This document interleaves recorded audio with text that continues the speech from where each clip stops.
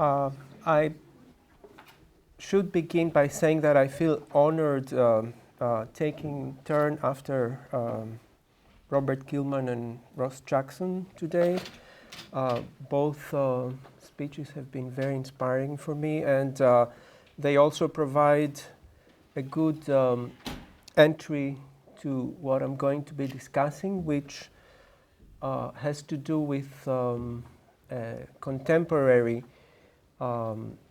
situation going on in Greece, which is my home country, and which happens to be, perhaps I could say, in the epicenter of the current crisis, which I agree that in many extents is related to a neoliberal project that Ross elaborated on before. Got it. Okay. My discussion begins with some terms which are theoretical ones to give us an overview of what we are discussing about. Changes occurring in our time.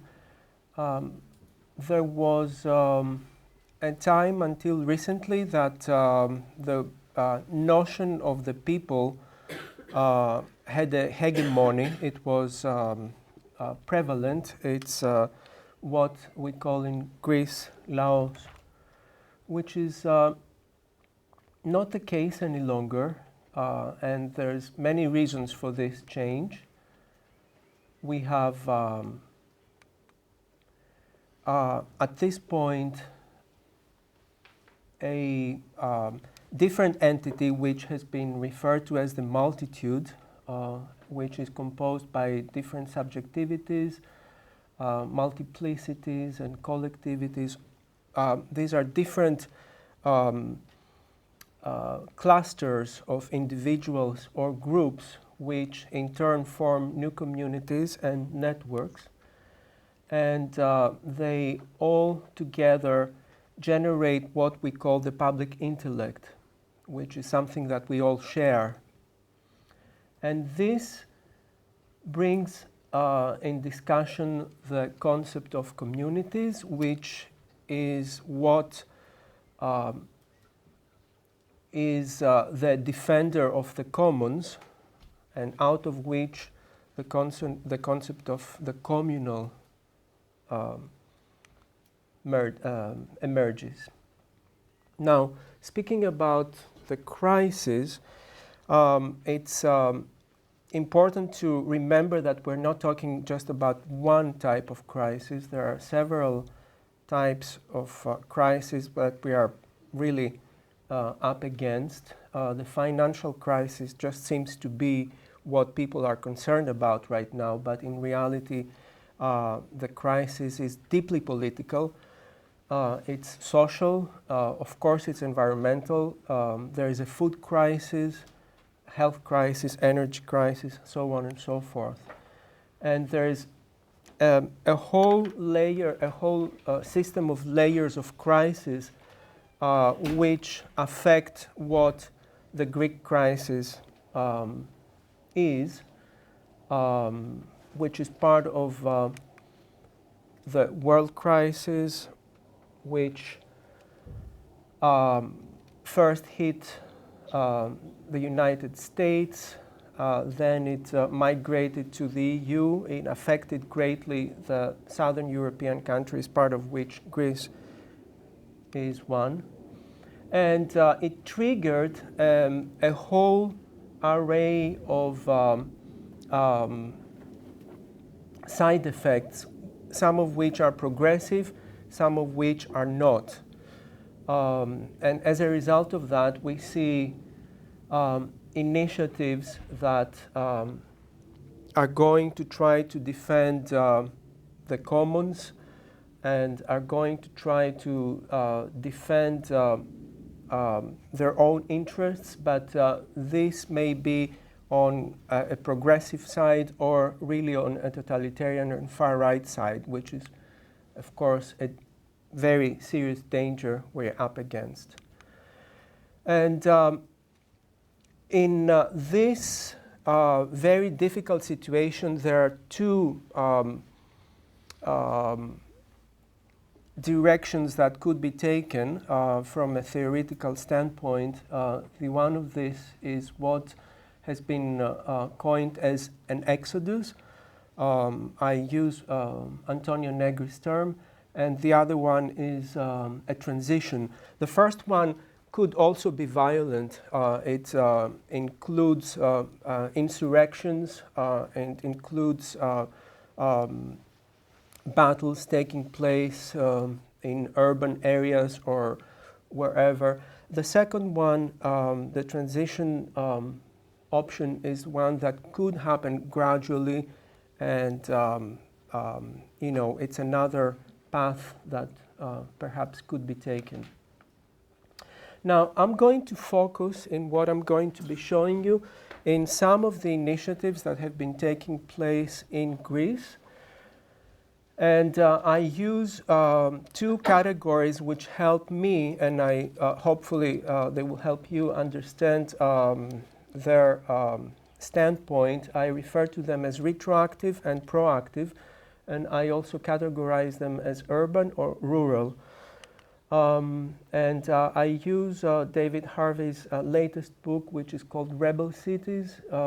It was published just last year, and a reference to the notion of the protester, which is the individual taking part in all the insurrections that have been taking place even as we speak in Gezi Park in Istanbul and in cities in Brazil around, and just generally around the world.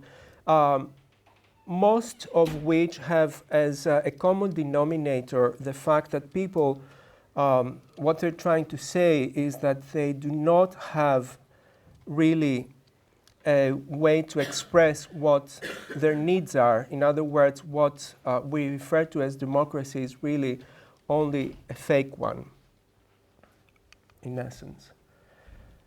And going back to Greece and the crisis, which I think a milestone in terms of dates was the year 2009.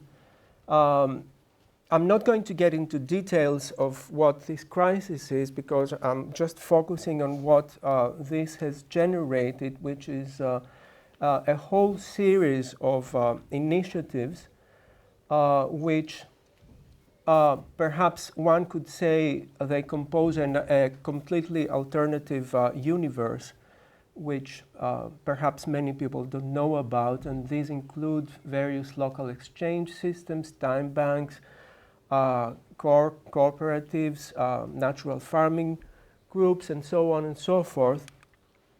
There is a whole list of these groups which have a presence on the internet. Now, this is all happening as we speak. The interesting thing is that many of these groups are not even aware of each other, so there is a problem of networking and a problem of the fact that when we refer to proactive, to retroactive initiatives, we really refer to initiatives that occurred because of the crisis. So we are not really sure how they are going to develop over time, whereas proactive ones are perhaps also related to the crisis, but more indirectly. So they have taken another stance, which was before these actual major events that occurred in the city as a result of the involvement in Greece of the IMF and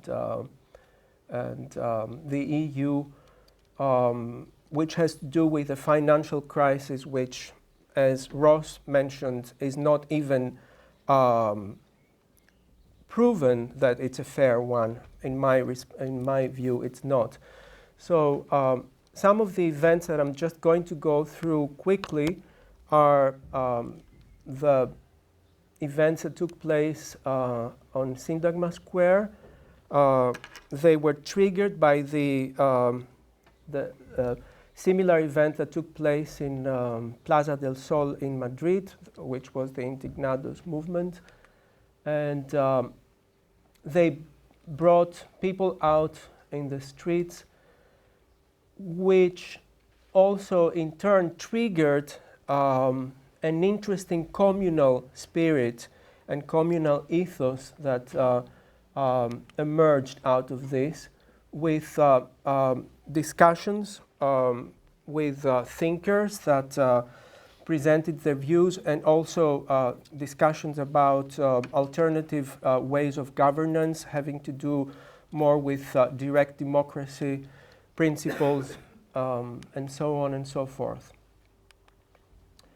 And just now, as we speak, there is another similar such event having to do with the national broadcasting system, which the government announced that they would want to reform. Of course, this is completely unprecedented, shutting down a national broadcasting system, regardless of whatever the reason is. And again, people are asking for real democracy. That's what this panel says over there. So we are experiencing something that really has to do with issues of governance, and getting back to a question about sustainability earlier, I think this is a deeply political issue that we need to acknowledge. It's not just environmental, it's not just human rights, it's deeply political. So I'm just going to go over an overview of some proactive initiatives taking place in Athens that have to do with communal ethos developing. One of these is the Navarino Park, which is a place that out of people's initiative was turned into a communal garden out of a parking lot right in the smack in the center of Athens, which is very densely built, lacks in open space, and has many other problems. So this occurred over social media organizing, and it clearly displays a completely different way of organizing, of governance, and of approach to social relations. More recently, we have a theater which, again, is in the center of Athens. It was closed for many years. It belongs to the Ministry of Culture, and a group of artists decided to take initiative and start operating it. And this is what has been happening since November of 2011. And it's a place which is active every day with artistic events, social events, neighborhood events, and so on and so forth. Many open assemblies out of which decisions are being made. The Cafenio is another case which occurs through the self-organizing of a group of people that operates a cafe, but it's not for profit. It's a not-profit organization which takes advantage of the park which is next to it in order to organize all sorts of events of social nature. They have instituted a seed bank. They have just begun a transition initiative in that neighborhood and so on and so forth. This is an example of a community garden, which I'm also friends with, taking place in the periphery of Athens.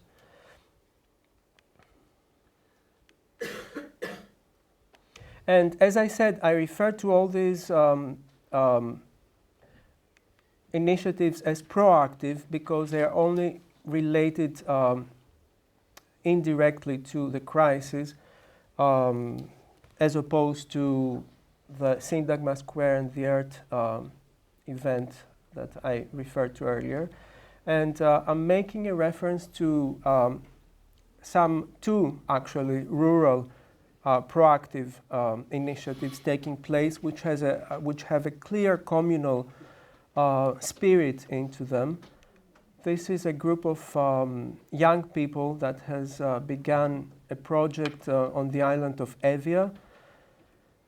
Very energetic, all of them, and well on their way of establishing an eco-community there. 5 minutes. Okay, thanks. And this is another similar venture taking place on the Peloponnese. And these are photographs taken from a straw bale collective building workshop, an event which I took part of. And I just made a chart here with some of the pros and cons of what these proactive and retroactive movements present. The proactive ones seem to build more resilience. They have more chances to survive. They seem to be more homogeneous and consistent, and they build know-how. They sometimes may be lacking of some spontaneity, and they run the danger to become institutionalized or appropriated by the system. That's another serious danger. And the retroactive ones can serve a very serious, important educational purpose. They also build community, they build know-how, and they are part of an awakening of social processes that wouldn't occur otherwise. They tend to be heterogeneous on the other hand and prone to be vulnerable, and there are more chances to disappear just as easily as they appeared. They also may tend to unite or polarize people.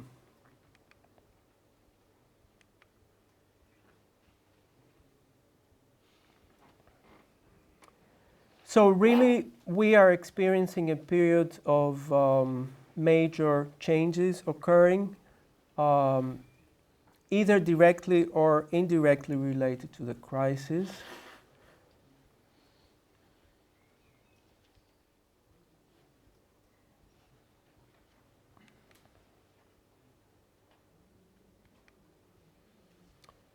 And we certainly don't give up. I think there is hope, and I thank you.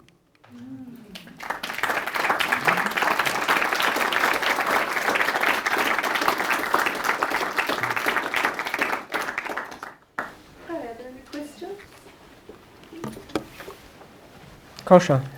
Yeah. I just got this interesting article that was published in the New York Times where Spanish scientists say that actually in Spain currently we see a movement called urbanismo, where actually really the cities, the population of the cities is starting to decline and people are actually moving back into the countryside. Is the same true for Greece?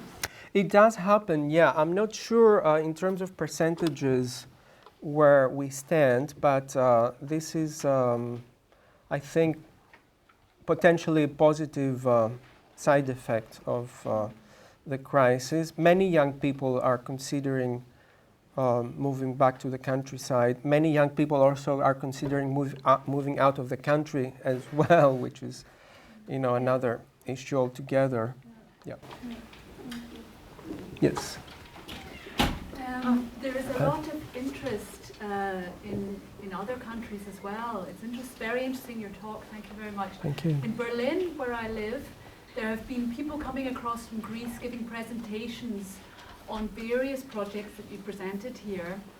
And they've invented a new name for the movement, which is coming out. It's called the Social Solidarity Movement, because they feel that there's enough of these projects happening to really be called a movement.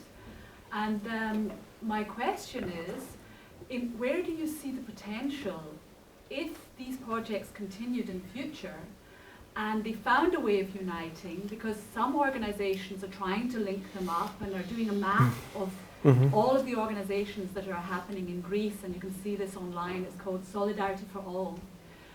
Where do you see the potential? Could it be a social solidarity economy of the future? Could this be some kind of alternative to the system where the governments and European institutions and the IMF have been letting them down?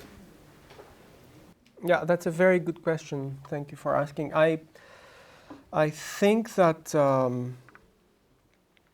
as I said earlier, there is issues that we are addressing are deeply political, because yes, there is a very strong movement as we speak, with people organizing everywhere, but we have to understand that this inevitably, at one point, sooner or later, will have to confront the official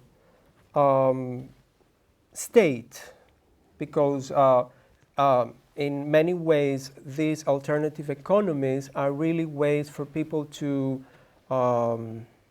be able to get through, and but in the politicians' eyes, this is a way of evading paying taxes, for instance. I don't know how and when this confrontation is going to occur. Many things have been written about it. I don't know if you have heard or read David Harvey's book of 2000 Spaces of Hope, but his last chapter really is like a projection into the future, which has fallen right, on the spot up until now, 2013. He predicts that 2013 some major breakdown is going to occur. I don't know, but it's really political. So, yeah, please. My question is in relationship to the previous question, is that in a number of talks I've been to today, there is paradigms of exodus, people moving away from the perceived problems, paradigms of transition, and paradigms of change.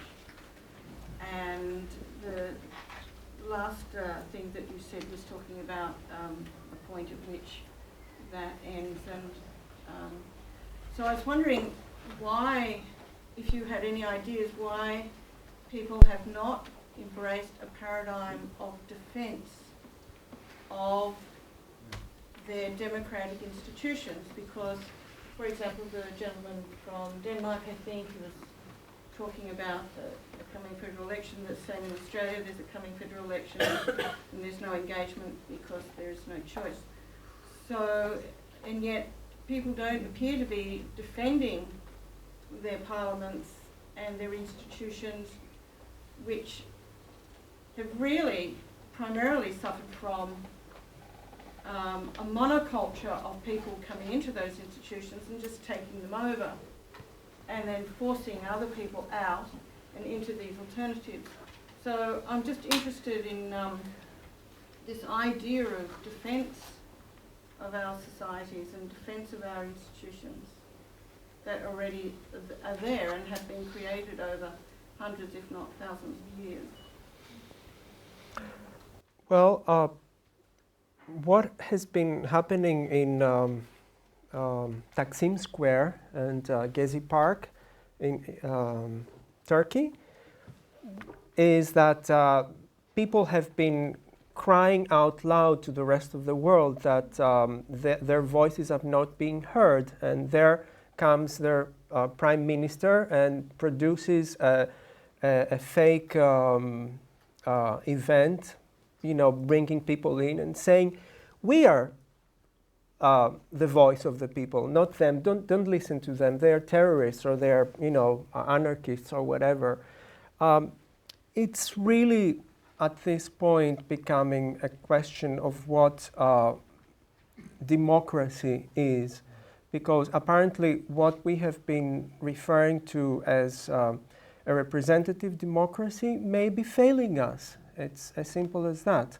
It may have become or is becoming obsolete, and we may need another type of more direct democracy, which we have the technology to do it. It's just that, it's not there yet. I don't know what it will have to take. It's probably involving interests that do not want to give up that power meanwhile.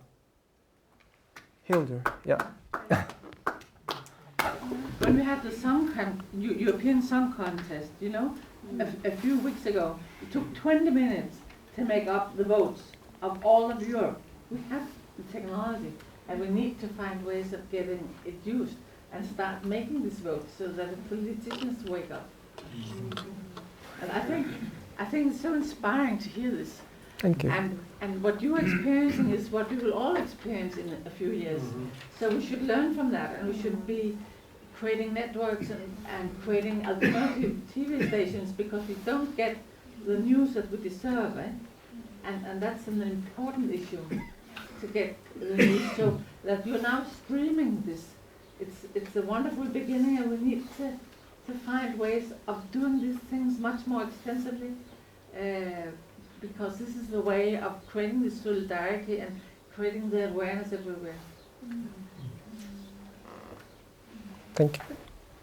Maybe one last quick question. Do you have a sense of the responses to the Argentinian economic crisis and how the things that spun out of that have survived and how resilient they've been? I'm not sure if I understood correctly. You're asking whether I personally am aware of the aftermath, what has been happening.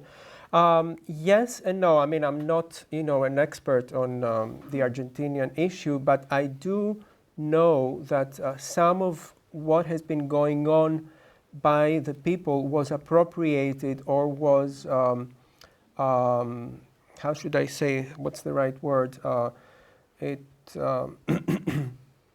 became ineffective by the intrusion of, state or governmental, I think. Maybe you know more about this. Yeah. Maybe I can just add one thing that I heard is that there was a local currency Yes. that was created that was so incredibly successful. Right. And that at some point, actually, people who make false money infiltrated it. And because it was so successful, it became viable to start making false money.